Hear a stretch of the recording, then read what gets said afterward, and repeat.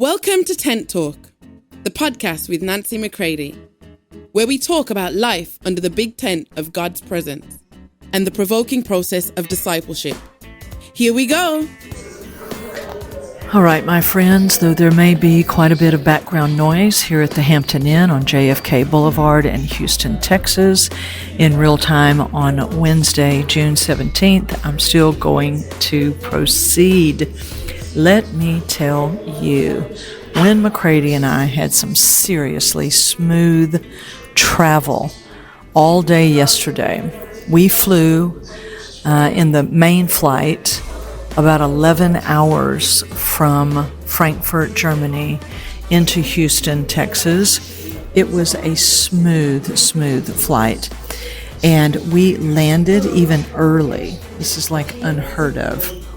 We landed early, and we had already booked me in here at the Hampton Inn on JFK Boulevard, about 2 miles from the Houston airport, so that I could spend the night here and then do a quick turnaround, because here in just about 4 hours, I will be taking off for Florida this afternoon, about 12:15 p.m. Central Standard Time. And so it was just a great strategy. It's a great way that the Lord has taught me and is teaching me on how to do what He's given me to do. So it's not an if I will do it, it is how. Once I can see the how, that He shows me to think outside the box, He shows me how to nip and tuck here, He shows me how to organize that, then I see that it can happen. So once we landed, it was a very quick entry back into Houston through customs. Quickly, we were able to get our luggage, get our shuttle, go to our car, get in our car, drive a couple of miles. And Wynn and I decided, whereas originally he was going to stay with me here last night, take me to the airport today, and then head home, we decided that it was the best for him to head on home, because I was going to crash and then have to do a good bit of work before leaving for the airport again on a Wednesday morning. And so what happened was we got me checked in, Wynn took off, and he drove the hour or so home, and he arrived safely and all was well. I was able to decompress just a bit, repack my bags. I was able to get to sleep early, because I slept really well on this flight. It was such a good flight from Frankfurt to Houston, and Wynn and I put ourselves to bed on that flight, and we slept. And so, again, I don't have jet lag. It's not something that I deal with. Not that I'm not physically tired, but I don't have the disorienting or headaches that can come along with jet lag or nausea, all of that.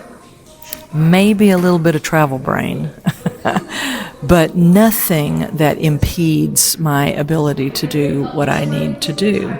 So the strategy the Lord had given was, instead of me going home and then having to come back, which involves about 3 more hours of driving, I just put myself again to bed here at the hotel. Wynn got home, got to sleep in his own bed, which I am certain that he was glad about. And then he will, re-entry at home today.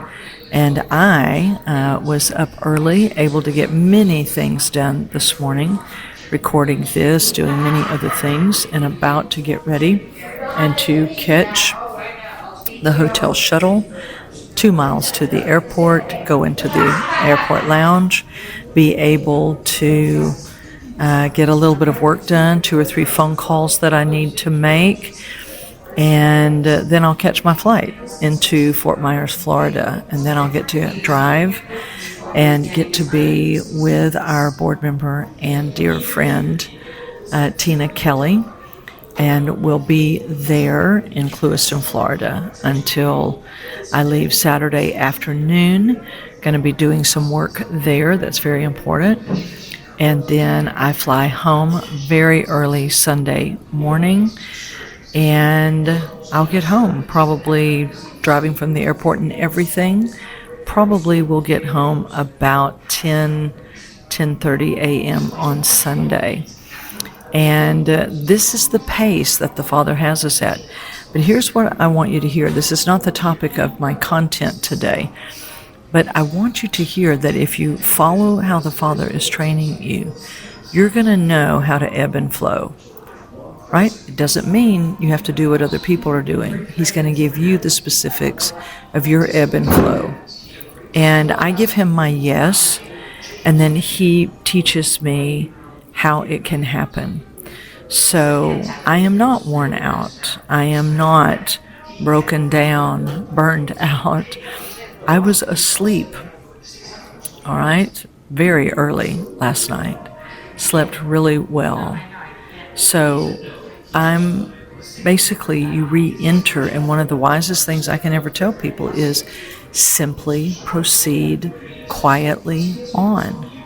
Sometimes if we are fainting in our minds, we are just, I am going to be so laid out, well then, okay, there you will, right? But when you are learning to ebb and flow with him according to his way for you specifically, I'm not going to make law out of the way I do it for someone else. I'm saying, though, you will never know what is possible until you allow the Lord to exhaust you. Oswald Chambers talks about this, you know. This is a part of the last episode that I did. You know, every barking dog. You can't stop and answer every barking dog. Everything that wants you to faint in your mind, this cannot happen. Because where we're headed is very intense, my friends.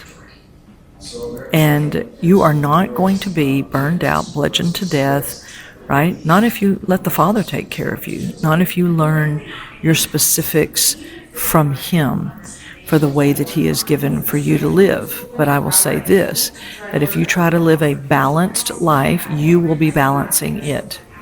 And nothing will get the fullness of what I believe the Father wants. So the fullness of life is a life that is full out, but it's not stupid. It's not, I'm burning it, you know, and I'm burning myself out for God. No, that is not how you see Jesus living. No. So we are not here to make much ado about how much we do, right? But to be able to say there is a way of living. And so this resoluteness I talked about in the previous episode, this ability to continue on in the face of great opposition or tiredness or this or that, is very, very, very important. Can you hear that emphasis? I'm telling you this is important. So I've been thinking for the last couple of days on these two words, entrusted and enraged. Because in our previous episode, I talked a little bit about Nehemiah. And I talked about how, yes, Nehemiah was on assignment. Nehemiah was going to rebuild the wall. He came with the full provision of the king. And he began to gather and assemble those who had portions of the wall. And as they then responded to him, yes, he was the lead builder, but they were responding to him. It shifted from the I of only Nehemiah to the we of the whole team and the whole group together. And everyone began to take their specific assignment on the wall very seriously. Oh, you can know that the enemy, he gets disturbed by this. So in the scripture, Nehemiah 4:6, it says, the people had a mind to work. Ooh, this is so good. This is the mind of Christ in the new covenant. The people had a mind to work. And so these two words, entrusted has been a word capture that's been going on for me for a while, but I haven't, and I still haven't, sat down and given it the full attention because it's kind of rumbling through me. And I began to, because as I think through the way that things are unfolding in Oxford and the emphasis, is that each person, as they begin to hear from the Father and they sense what have you been entrusted with? Yes, you've been entrusted with the gospel, but what is your portion of the wall? Is it to work with a certain group of people, but yet it's led by the desires of the Father, not the needs of those people? Like I can remember years and years and years ago, people saying to me, "Oh, Nancy, you're going to be able to work with abused women so well." And I remember thinking, what? Because that wasn't my focus. It was whomever God would put me with. I didn't see myself limited only by, quote, my testimony. It's not like, oh, this happened to me, so that must be my group of people. That must be my target audience. No, that was not fostered in me by the people that were discipling me. They said, he brings you out of where you've been, and you let him determine what he wrote over you. Your assignment is not only based on how hell tried to come at you. And so this is something that has served me very well over the years, is I don't limit my assignment. At the time, I did not understand the breadth, depth, height, width of my assignment, but it certainly unfolded over the years. But because that seed was planted in me early on, that I do not set the limits, and I am not only called to this and that. Number one, you're called to him. Then as you are with him, he will show you what he's formed and fashioned you for from before the foundations of the world, not just based on how hell came against you. So don't limit what the Father may be preparing you for now. So what has been entrusted to you, because that's when you start to realize as a son, you are a steward, one who has stewardship over certain aspects, and the Father will show that. So the sons of God are entrusted, and therefore, if they get serious about it, you can rest assured the enemy will be enraged. And the enemy's rage was not because of just who they were talking to or arguing with or debating or confronting. No, they were building. Now listen to all you oxen. Listen up, oxen. All of you load-bearing ones. You are carrying the building materials for whatever it is that he means to build on the other side as you cross through the low place in the river. The oxen were carrying the materials for building. Now don't try to define this yourself. Just let him speak to you. So he is entrusting you. Remember, we're going to be a company of glad-hearted, trustworthy, jealous sons. And by Christ in us, we will be trustworthy, not in and of our natural selves. And the enemy's rage, so get ready, the enemy's rage is because they didn't stop to talk to every barking dog. His rage was because they kept building. They stayed focused. They were in oneness with the lead builder, let's say, Nehemiah, when you look at it that way, right? But when you begin to live as an entrusted son, right? And this is a part of what he is preparing you for, right? This is so very powerful. So very, very powerful. Because the scripture says in John 15, the word himself, Jesus says, "Join to me, the harvest will be plentiful." This is talking about abiding. "But separated from me, you can do nothing. But joined to me, the harvest will be plentiful." So the Father has load-bearing ones, and they are passing through the low place in the river. And I believe this is a part of the deep schooling that's happening right now. People who have walked with the Father for years and years, humbling themselves, saying, Father, I realize there's so much of you I don't know. There's so much of you that you want to open up to me, school me. And they're giving him time to do that. And he is definitely meeting them in that low place in the river, because then they come through that and pass over and cross over to the other side where he's building what he's about to do. I can't even get into all of that. Let's stay focused on this, okay? So the entrusted sons, Nehemiah 3 is one of those chapters. As we look at this, that can be definitely overlooked, and we can skim past it, because all it is, literally go and read it. All it is a list of names, the assignments. They took, Joe had this section of the wall and this gate, and it's just that point blank. Yet hidden within those details, hidden within that simple listing of people taking their place on the wall, is profound revelation. Because catch this, no one person was building the entire wall. It wasn't the work of one.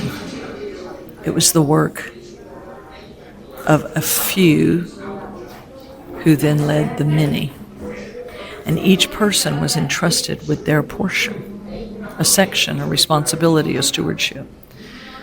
So if we were to talk about it in craftsman terms, skilled craftsmen, the goldsmiths were building, the merchants were supplying, right? The families were building, all of that.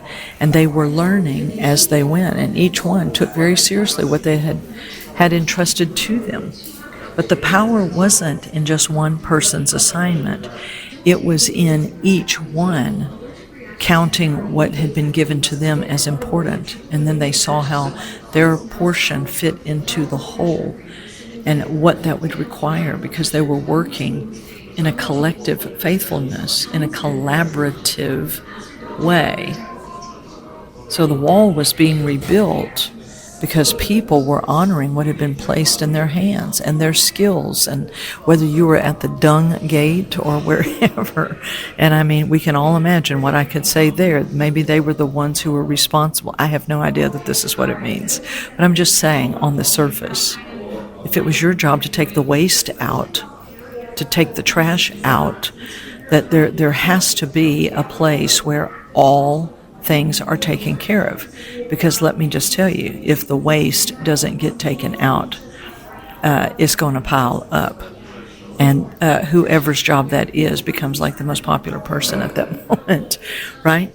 But see, it's only important not because of its status held by people, but by the fact that the Father entrusted that to you, the Father. The minute the Father takes his place in your life and heart, whatever the work that he gives you, whether if it's with 2 or 2,000, whether people see it or they don't, the only reason the work is important is because it was given to you by the Father. It's not what it wins you in front of people. It's not how it appears to others. This is always God's way. Jesus was entrusted with the Father's purpose. Think about this. Mary was entrusted with Jesus, right? So Mary had this one child, right? But within that one child was the fullness of the Father's purpose.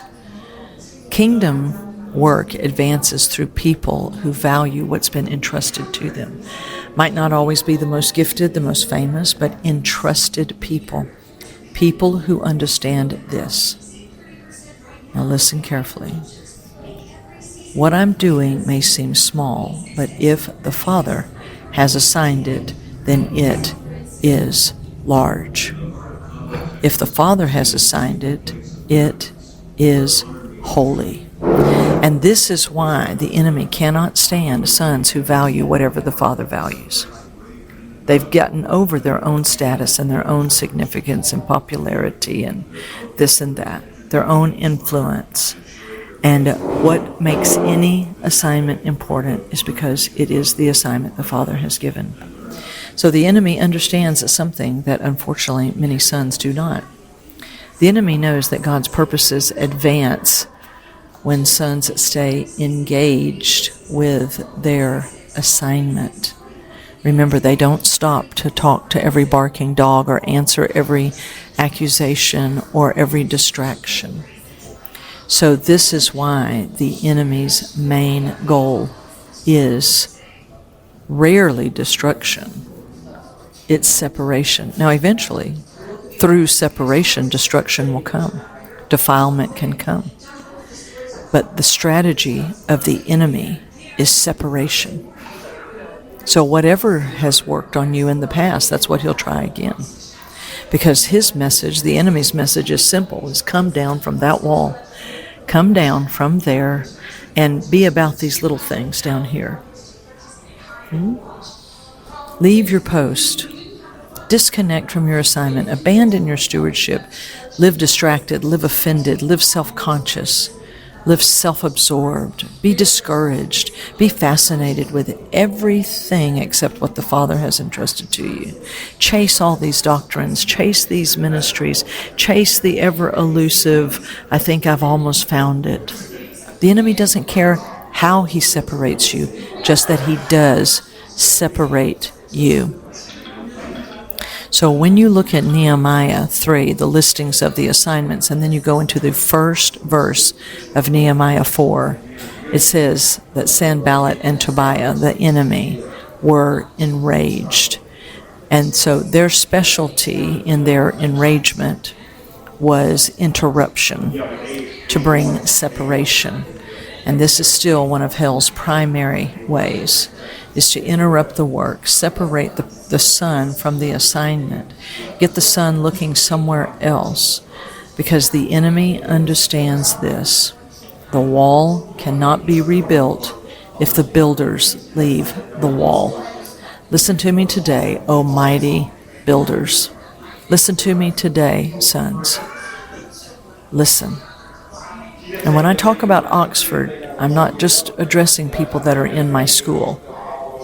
Yes, but to anyone who has an ear to hear, is to understand that Oxford is an apostolic activator and accelerant. To activate the building that is within us. We carry building materials. We all have a part. What is the Father building today? What is he building? He's building his house made of lively stones. Therefore, those stones, those people, those sons must be built within. We get down to the core of it. You can't just think about magnificent structures and some magnificent big public display. Get down to the core, is that if those lively stones are not built, they cannot be built into his mighty house. And remember this, in a holy shift season, is something's afoot in God's holy house. He is on the move. He is on the move. And if the enemy can get the builders to leave the wall, or to count their portion as something insignificant, or get them distracted and constantly keep you fighting a fight that has no spoils, has no rewards, it benefits nothing, it takes you to the same exact place it always has. Oh, how the enemy loves that. And we can see it, is that in Nehemiah 4, it opens with that phrase. But it so happened when Sanballat heard that we were rebuilding the wall, that he was furious and very indignant, because his tactics had failed. The builders did not react. They did not come down to fight, to debate, to argue. They did not spend their energies defending themselves. And guess what happened? If you read the second, third, fourth verses there in Nehemiah 4, is their mockery and ridicule increased. But the work continued. The mockery and ridicule increased. The work continued. The criticism increased. The work continued. The taunts from below increased. But the work continued. And every brick placed on that wall became evidence that the enemy's influence was totally diminished. And nothing enrages darkness like ignored intimidation. Check this out. Nothing enrages darkness like ignored intimidation. Because the enemy has gotten a reaction from you your whole life, and suddenly there's none. Oh, he's like, I have to try that again. All right. This is why from your place of assignment and working, you get above the fray because you're where the Father has you. You're going to be able to hear and see things like you never could before. And one of the greatest demonstrations of your maturity is learning what not to respond to. Many believers, many sons are exhausted because they answer every accusation, every criticism. They defend themselves against every misunderstanding. They explain themselves to every mocker. And the work sits, silent. No. We cannot build and keep coming off the wall at the same time. So I tell people, remember this, that no matter what the enemy is throwing at you, right? What he's throwing at you isn't the point. It's just the most recent thing that he's picked up to try to get you to separate yourself from the Father, to stop the work, right? So you have to not be outwitted in this time. So every moment that you spend distracted, coming down to fight old battles, it can be wasted unless you're learning from it, right? So remember, go back maybe to the previous episode, every barking dog, and listen carefully and let the Father show you that sometimes your best and most holiest response is continued obedience to Him, is respond to the Father, not react to the enemy. It's not so much the enemy was angry because of the wall itself. He was angry because of what the wall represented, because the wall represented restoration. You see, Acts 3 talks about the restoration of all things unto God. It doesn't end with the restoration of our stuff to us. He restores us that we might be a part of restoring all things unto Him. For when sons return to their true purpose, this will enrage darkness. Darkness can tolerate religious activity all day long.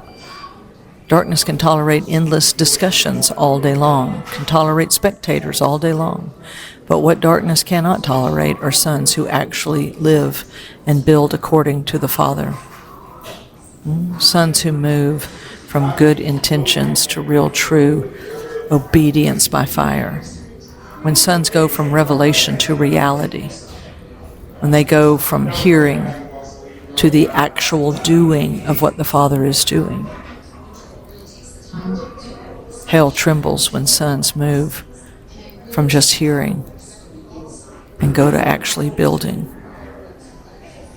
So every one of us will eventually have to face the question, will we remain entrusted when others become enraged? Will we still live as trustworthy sons, no matter what is going on?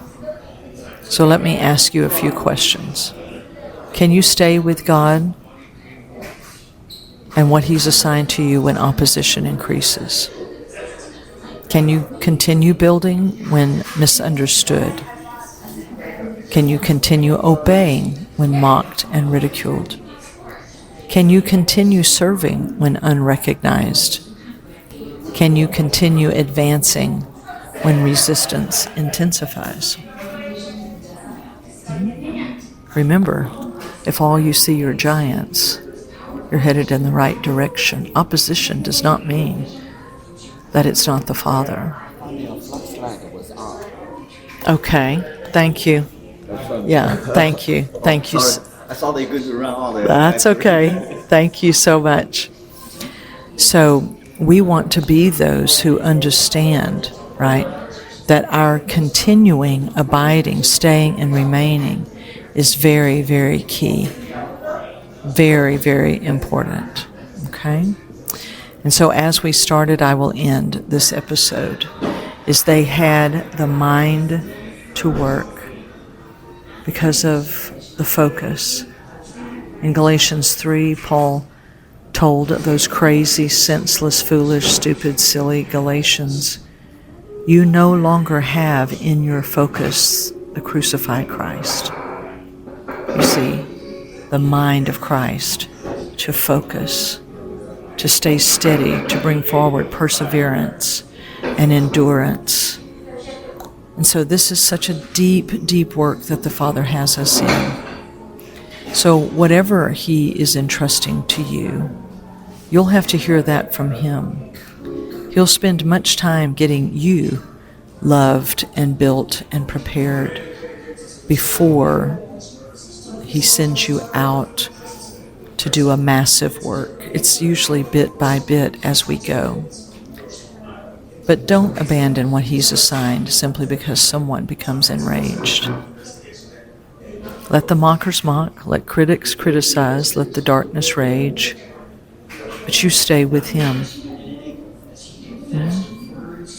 Because history is not going to unfold by those who react to the enemy. History is changed or lived out by sons who remain faithful to what the Father entrusted. So entrusted sons keep building, even when the enraged enemy keeps shouting. And in the end, my friends, the Father will receive everything that He desires, and He will receive it as He did with Jesus, as He did in the early church, through glad-hearted, trustworthy, jealous sons who have been deeply matured by the Father. So, stay with Him. Listen to these things carefully. Ask your questions of Him. I would love to hear from you. But I pray it's another major dose of encouragement to you to stay with Him and to continue on. So as I get ready to fly out to Florida and simply be about what it is that the assignment requires in these days, I encourage you to live the same, because we get to be with Him and experience Him and have His love more and more, because we are not allowing separation to come. Do not allow separation. I know I'm praying today even more. Father, harness me with You. Keep me. Guard me. Pour everything into me that You want. I am an open and receptive son. You can require of me what You've put in me. And I believe this will be some of the greatest aspects of warfare to come. Sons who simply continue. And do not separate and do not stop. Not in feverish burnout work, but in the slow, steady fire of His presence, the slow, steady learning and abiding, the same way that Jesus lived, day in and day out. So what do you say? Let's live like Christ. I love you all, and we will talk soon.